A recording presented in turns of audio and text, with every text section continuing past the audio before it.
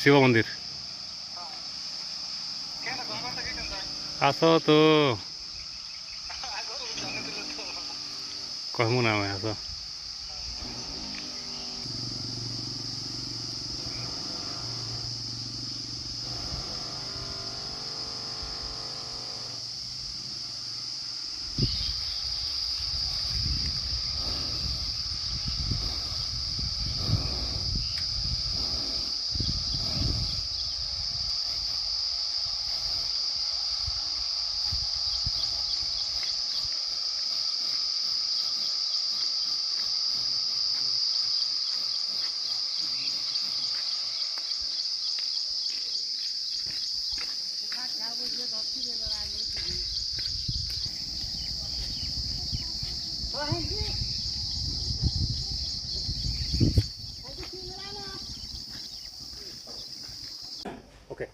नमस्कार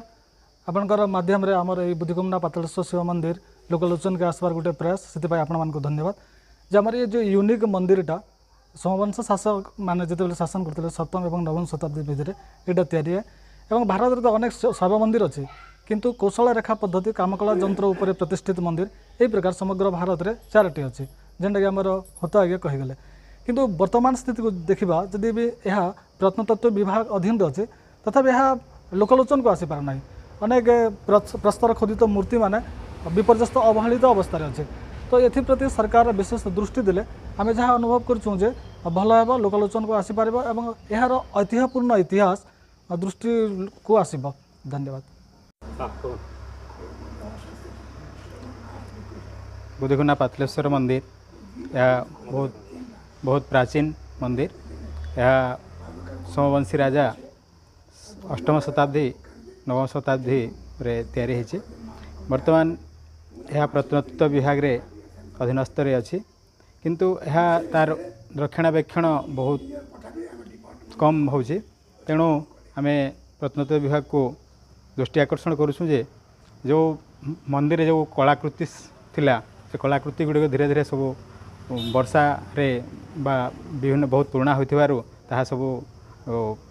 क्षति होची बा भांगी भुंगा सब जाउची तेणु तार तुरंत प्रत्नतत्व विभाग ताको सुदृष्टि रखी ताको आके पुणा तार आकृति पुणा पूर्व स्थिति को आणले भले भावली भावुछन। मोर ना प्रफुल्ल चंद्र होता मोर बयस अच्छी 86 मुझे ये मंदिर विषय में जानवी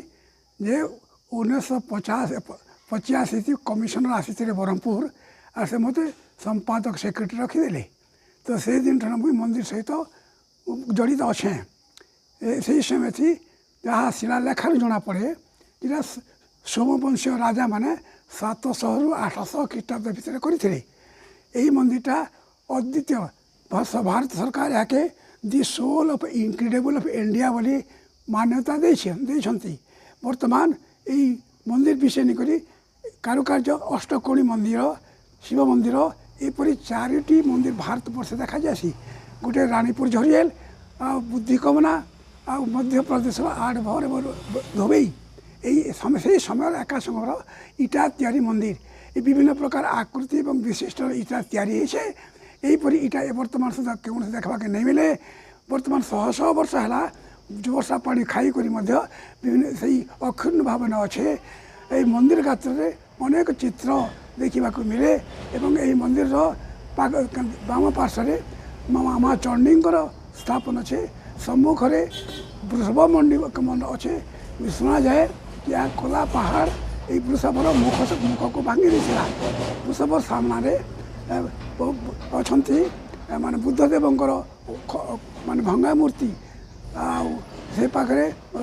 चंडी मूर्ति अच्छी एवं रुद्रावतार ईश्वर मूर्ति अच्छी से मूर्ति बहुत पुराना काल समय वर्तमान से मूर्ति की बुद्धदेव मूर्ति को से कोला पहाड़ भागी भग्नावशेष अच्छे वर्तमान ये मंदिर गात्र अनेक प्रकार देखा मिले बहुत समय समय पर्यटक मैंने आसछन्ति एवं ये मंदिर तथ्य संग्रह करुछन फोटो उठे नौछन। तो नमस्कार मो हूँ जिला परिषद उपाध्यक्षा दीपिका दीप नुआपड़ारू कहूँ आपण मैंने देखिपे मो पछरे जो सुंदर मंदिरटी अच्छी से मंदिर हूँ सप्तम रु नवम शताब्दी मध्य सोमवंशीय राजा मैंने जो माने नुआपड़ा जिले में राजनीति करुले से द्वारा निर्माण करा जाइथिबा एक प्राचीन मंदिर। एटा आम पाई बहुत गर्व कथा जे आमर बुद्धिकमनार ये पवित्र माटी रे प्रभु पातालेश्वरंकर ये पवित्र मंदिर एते पुराना मंदिरटी अच्छी किंतु आपण माने देखि पारुथिबे नुआपड़ार प्रत्येक मानचित्र रे प्रत्येक वेबसाइट हो किंबा प्रत्येक ऑफिस रे यार फोटो केवल खाली रखा जाउची किंतु याकू डेवलपमेंट करबा पई जहाँ उचित पदक्षेप नेबा कथा ताहा उचित पदक्षेप निया जाय नहीं। आउ मंदिर धीरे धीरे तार जो महत्व थिला मूर्ति माने हो किंबा तार कलरिंग कथा हो सबू धीरे धीरे नष्ट होबाक लागिछि। तो आमर दाबी रोची कि ये मंदिर उपरे विशेष ध्यान दिया जाऊ एवं आर्कियोलॉजी डिपार्टमेंट स्पेशली यहाँ उपरे रिसर्च करू जे यार मंदिरर कौन सब आहू अधिका स्पेशलिटी अच्छी आकु केमती आमे पूरा राज्य हो किंबा विश्व दरबार बुद्धिकमना को मंदिर माध्यम आमे आगो को नहीं पारिबा ता उपरे विचार करिवार आवश्यकता रही। सर आप जाइए बुद्धिकमनार पातालेश्वर मंदिर ये गोटे सप्तम अष्टम शताब्दी मंदिर सोमवंशी मंदिर किंतु रक्षणाबेक्षण भाग मूर्ति सब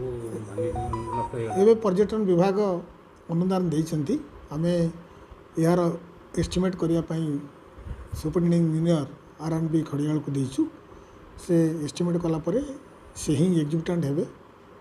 टेंडर हम से पारिपार्श्विक उन्नतीकरण करा। सर गोटे जो बोरेन